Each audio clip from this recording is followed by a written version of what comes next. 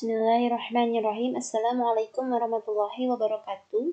Perkenalkan, nama saya Nita Widyati Ananda dengan NIM 1931421009. Pada kesempatan tugas video ini dibuat untuk memenuhi tugas ujian akhir semester mata kuliah Statistika Terapan. Pada kesempatan kali ini di sini saya akan memaparkan terkait dengan soal nomor 6, di mana dalam soal nomor 6 ini disajikan sebuah data dengan jumlah responden 12, dengan X1-nya itu motivasi, X2-nya minat, dan Y-nya itu prestasi. Nah, di sini kita diminta untuk ujilah bagaimana kesimpulan penelitian tersebut. Jadi kita diminta untuk menyimpulkan dari penelitian ini. Nah, berdasarkan soal yang nomor 6 tadi, di sini saya menggunakan uji regresi, di mana uji regresi ini digunakan untuk menentukan hubungan atau keterkaitan antar motivasi, minat, dan juga prestasi. Nah, untuk regresinya di sini itu ada regresi sederhana dan regresi berganda. Untuk regresi sederhana itu hanya X dan Y saja, sedangkan untuk regresi berganda itu X1, X2, dan Y. Nah, di sini saya akan menggunakan regresi sederhana. Kenapa saya menggunakan regresi sederhana? Karena di soal itu hanya diperbolehkan pengerjaan sampai dengan regresi sederhana saja. Tidak diperkenankan untuk mengerjakan menggunakan regresi berganda kan.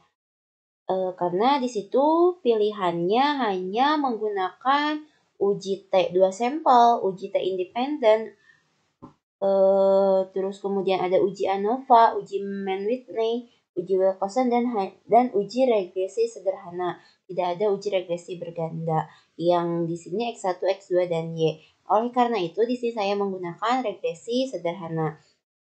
Nah, berdasarkan cara regresi sederhana, di sini saya melakukan strategi untuk pemecahan masalah tersebut, di mana langkah pertama di sini saya menentukan rumusan masalahnya dulu. Karena tadi menggunakan regresi sederhana hanya bisa menggunakan X dan Y saja, maka di sini saya membuat dua rumusan masalah. Yang nomor pertama di sini, rumusan masalah yang pertama, apakah X1 berpengaruh terhadap Y, sedangkan rumusan masalah yang kedua itu apakah X2 berpengaruh terhadap Y. Tadi X1-nya yaitu motivasi dan X2-nya itu minat. Y-nya itu adalah prestasi. Nah, tujuannya pun sama, ada dua. Yang pertama itu menguji pengaruh X1 terhadap Y, sedangkan yang nomor 2 itu menguji pengaruh X2 terhadap Y. Untuk hipotesis rumusan masalah yang pertama di sini, H0-nya itu tidak terdapat pengaruh positif antara motivasi belajar dengan prestasi belajar. H1-nya yaitu terdapat pengaruh positif antara motivasi belajar dan prestasi belajar. Sedangkan untuk rumusan masalah yang kedua, H0-nya itu tidak terdapat pengaruh positif antara minat belajar dengan prestasi belajar. Sedangkan H1-nya yaitu terdapat pengaruh positif antara minat belajar dengan prestasi belajar. Nah, untuk kriteria penerimaan hipotesisnya di sini tolak H0 jika nilai signifikansi SPSS-nya itu kurang dari nilai signifikansi yang ditetapkan atau alfanya. Yang kedua, terima H0 jika nilai signifikansi SPSS-nya lebih besar dari nilai signifikansi yang ditetapkan atau alfanya. Di sini alfanya kita menggunakan alfa 0,05%.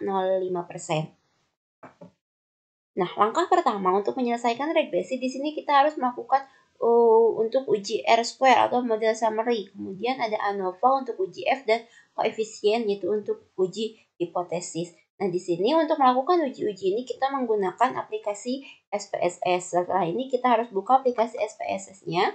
Kemudian dalam data view kita masukkan data berdasarkan soal tadi. Yang pertama kita akan menyelesaikan dulu rumusan masalah yang pertama dengan jumlah responden 12. Di sini variabel yang pertamanya yaitu motivasi dengan nilai yang pertama itu 75, 60, 65, 75, 65, 80, 75, 80, 65, 80, 60, dan 67. Kemudian di sini untuk Y-nya.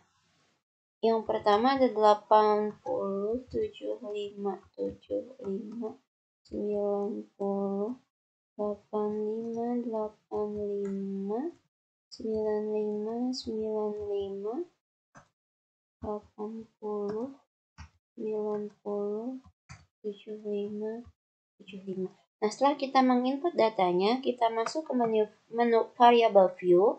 Di sini namanya kita ubah, ini menjadi X1, sedangkan ini menjadi Y, tipenya tetap, labelnya, kemudian di sini kita tulis tadi motivasi, sedangkan untuk label yang kedua di sini adalah prestasi.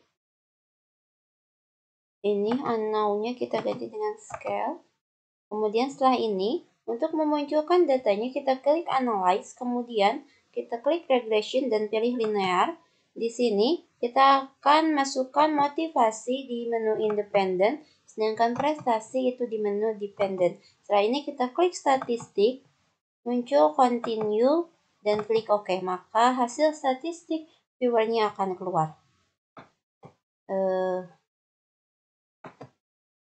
Ini untuk model summary.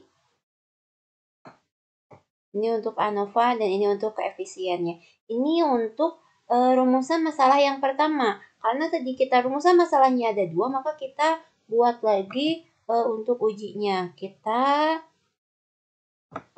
klik new.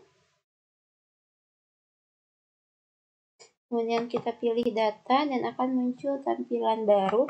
Kita input lagi seperti tadi. Sekarang untuk rumusan masalah yang kedua, di mana di sini adalah X2 atau minat. Kita masukkan yang pertama 75, 70, 70, 80, 75, 80, 85, 88, 75, 75, 65, 70.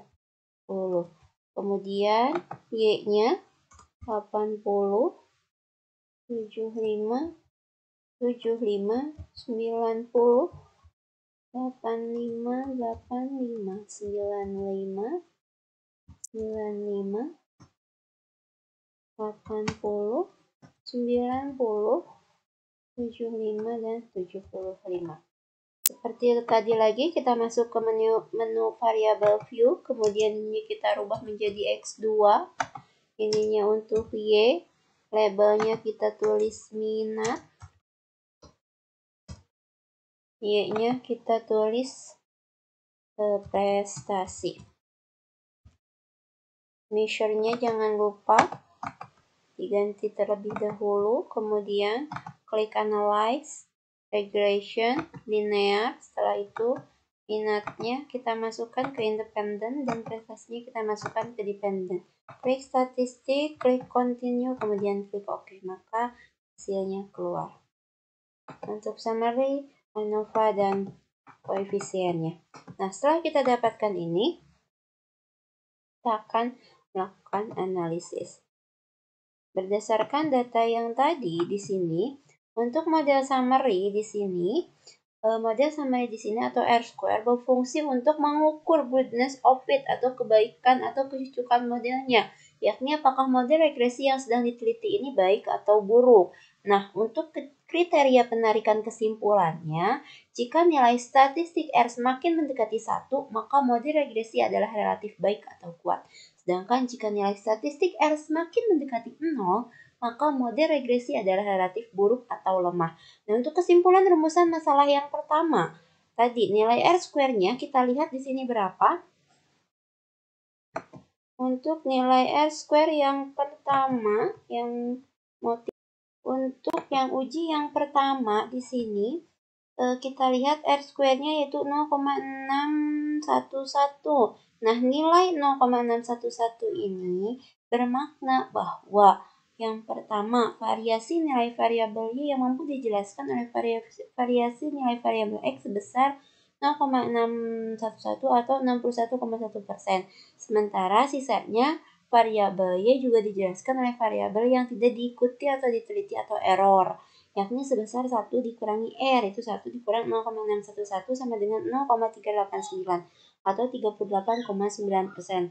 Nah, nilai sebesar 0,611 ini kan menggambarkan bahwa model ini relatif baik atau kuat, karena ini cenderung mendekati ke arah 1. Nah, dengan demikian, model regresi ini dapat dijadikan sebagai alat prediksi yang baik. Ini untuk model summary rumusan masalah yang pertama. Selanjutnya, untuk ANOVA yang masalah yang pertama terlebih dahulu. Nah, uji ANOVA ini berfungsi untuk mengukur goodness of fit atau kebaikan atau kecocokan model, yakni apakah model regresi yang sedang diteliti baik atau buruk untuk menganalisanya. Di sini kita lihat dari tabel ANOVA. Nah, di sini kita lihat nilai F-nya. Jika nilai F-nya lebih besar dari F tabel, maka signifikasinya itu modelnya baik. Sedangkan jika nilai F-nya kurang dari F tabel, maka tidak signifikansi atau modelnya buruk. Itu untuk cara yang pertama. Sedangkan untuk cara yang kedua, di sini kita bisa membandingkan nilai probabilitas atau signifikansinya dengan nilai signifikansi. Jika nilai signifikansinya kurang dari 0,05%, maka ini baik modelnya. Sedangkan untuk signifikasi yang lebih dari 0,05%, maka tidak signifikansi atau modelnya buruk. Kita lihat di sini nilai signifikansinya itu 0,03%. Maka dengan nilai statistik F-nya 15,733 dan nilai signifikansinya 0,003